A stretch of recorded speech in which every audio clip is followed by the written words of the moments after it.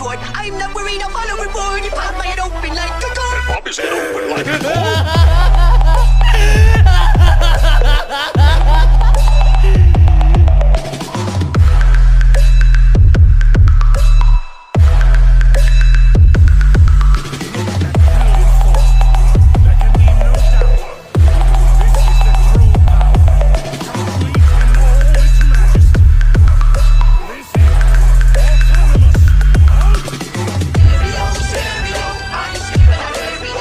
इस एपिसोड की स्टार्टिंग में हम देखते हैं ब्रोली इस पॉइंट पर अपनी वाइफ के साथ बैठा हुआ था।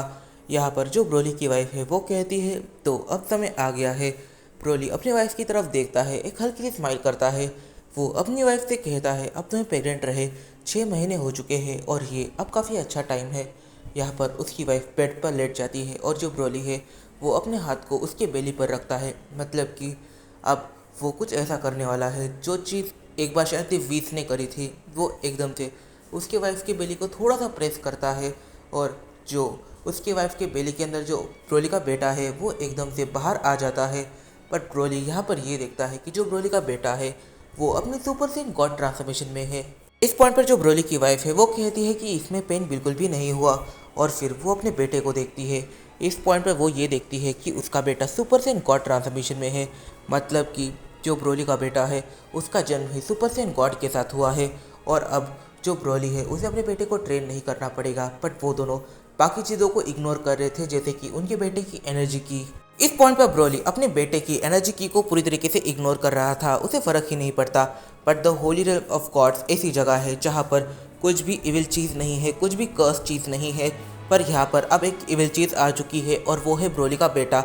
तो हर किसी के पास जो इविलनेस का सिग्नल है वो पहुँच जा रहा था।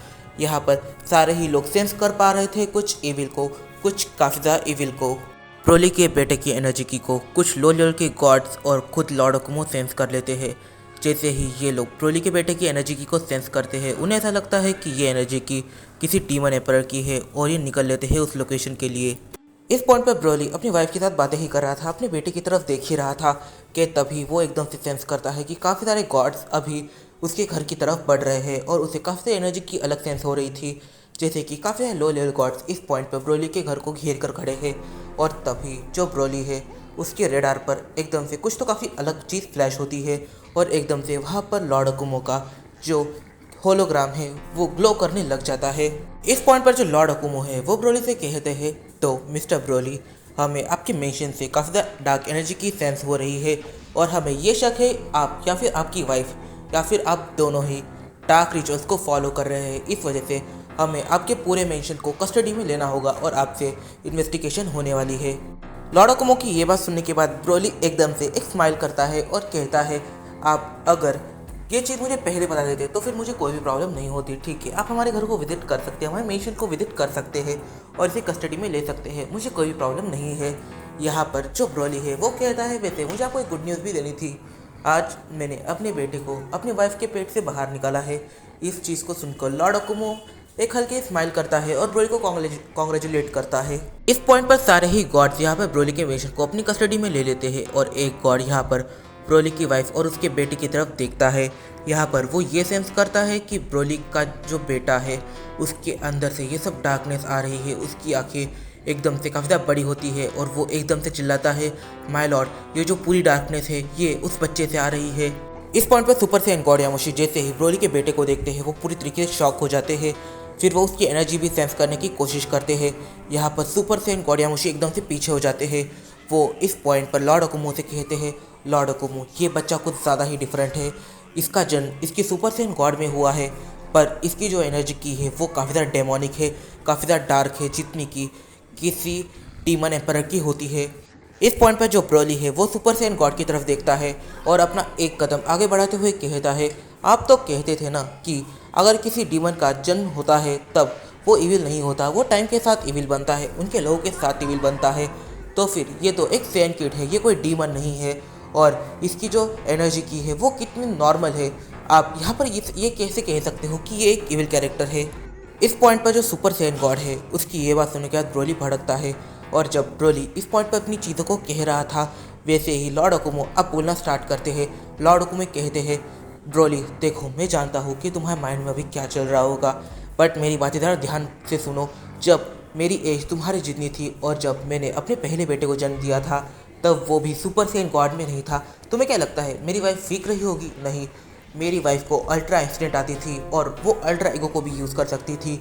तो फिर अगर इस हिसाब से देखा जाए तो मेरी वाइफ तुम्हारी वाइफ से अभी काफ़ी ज़्यादा पावरफुल है। बट जब हमने हमारे पहले बच्चे को जन्म दिया था, तब उसके पास भी सुपर सेन गॉड नहीं थी।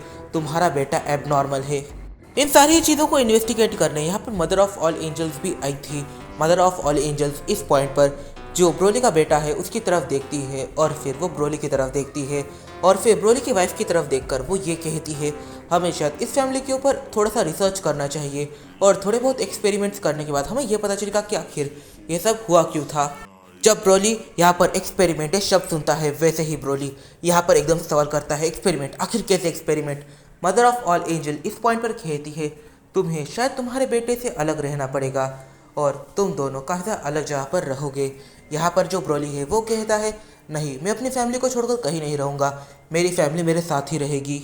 इस पॉइंट पर जो मरनो है वो यहाँ पर कहता है, हमें कुछ ज़्यादा नहीं, बस तुम्हारे बेटे पर थोड़े बहुत एक्सपेरिमेंट करने पड़ेंगे और तुम यहाँ पर कुछ भी नहीं कह सकते क्योंकि यहाँ पर सुप्रीम गॉड लॉर्ड अकुमो है। लॉर्ड अकुमो यहाँ पर डिसाइड करेंगे कि आखिर उन्हें करना क्या है।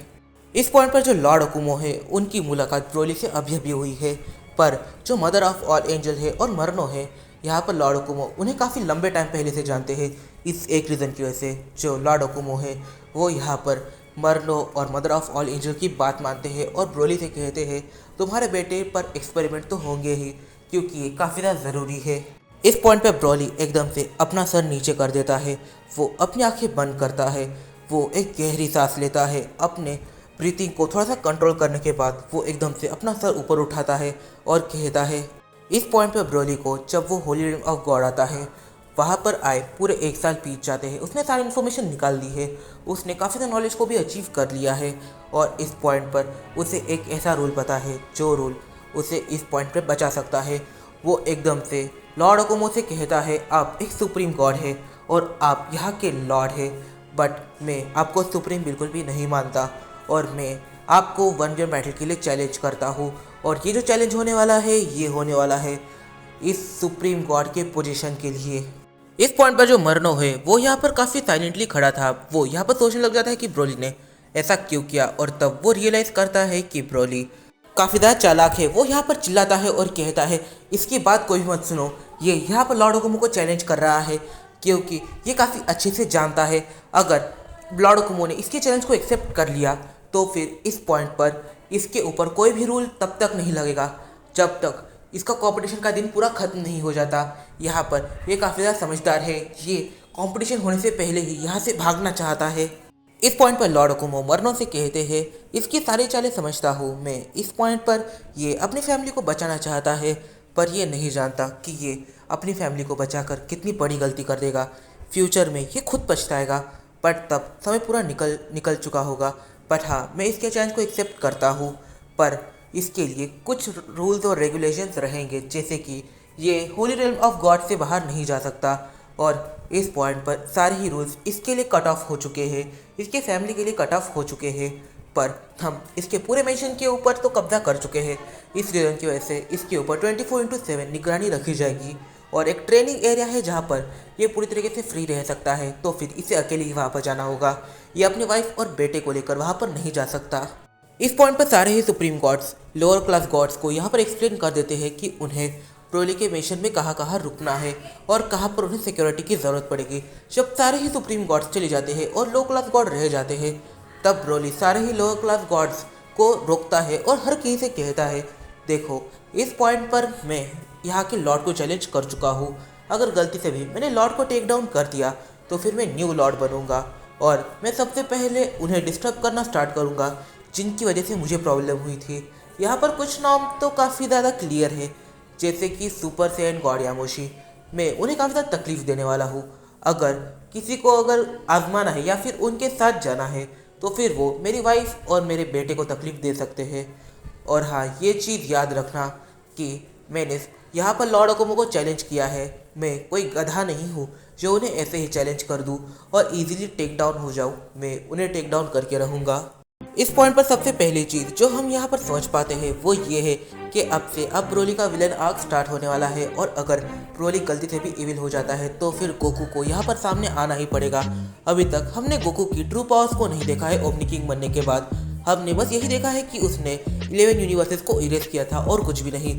बट हाँ, अब यहाँ पर हमें देखने को मिलेगा कि आखिर गोकू की ट्रू पावर्स क्या हो सकती है, पर उसके लिए ब्रोली को इविल बनना पड़ेगा। पर यहाँ पर जो ब्रोली का बेटा है वो तो पैदाइशी इविल है, आखिर इसके पीछे क्या बैक स्टोरी हो सकती है। और इस पॉइंट पर यहाँ पर जो ये होली रेल्म ऑफ गॉड्स है ये ब्रोली को शायद कुछ ज़्यादा ही वीक समझ रहे हैं।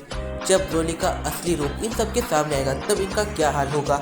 इस पॉइंट पर इस वीडियो में काफ़ी फैक्ट और क्या आते हैं, तो इन सारी वजह हम जाएंगे अपने आने वाले कुछ वीडियो में। तब तक के लिए बाय बाय। अगर तुम्हें ये वीडियो पसंद आई है तो प्लीज़ इस वीडियो को जाकर लाइक कर दो। कमेंट करना बिल्कुल भी मत भूलना, क्योंकि तुम्हारे कमेंट से मुझे मोटिवेशन मिलती है। तो मिलते हैं अपनी अगली वीडियो में।